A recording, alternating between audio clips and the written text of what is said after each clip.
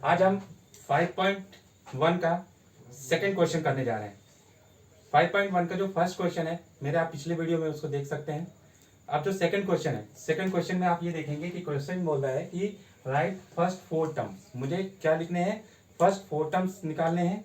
और किसके? एपी के। When the first term of A and common difference D R given below. जब मुझे ए की वैल्यू और डी की वैल्यू दोनों दे के रखी हुई है। तो क्वेश्चन में देखेंगे सेकंड का जो फर्स्ट है उसमें ए की वैल्यू दे के रखी है। ए की वैल्यू दी है 10 और डी की वैल्यू की भी दे के रखी है 10।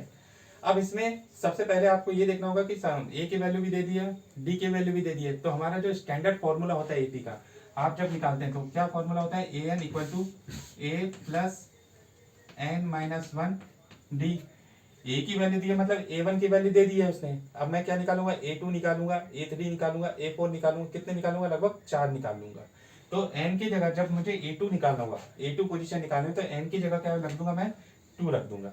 तो ए की जगह 2 रखने के लिए क्या करूंगा? ए की जगह ए और एन की जगह 2।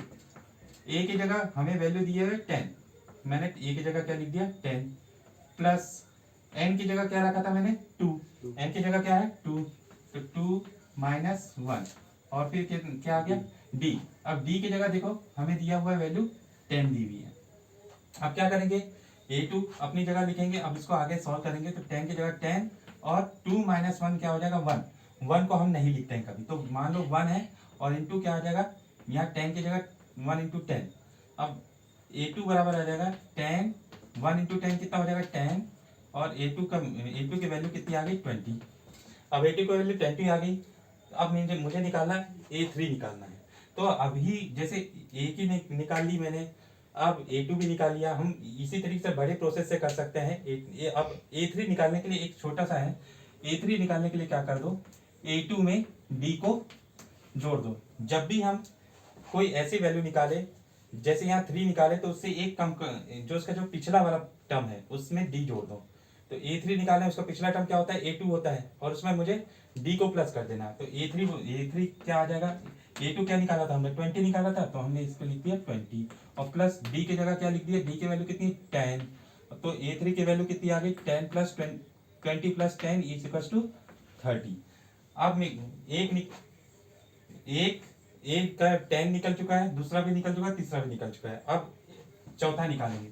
अब मैं लिखूंगा a4। a4 जब भी निकालना होगा तब उसका एक पिछला टर्म क्या होगा? a3 होगा। क्या होगा?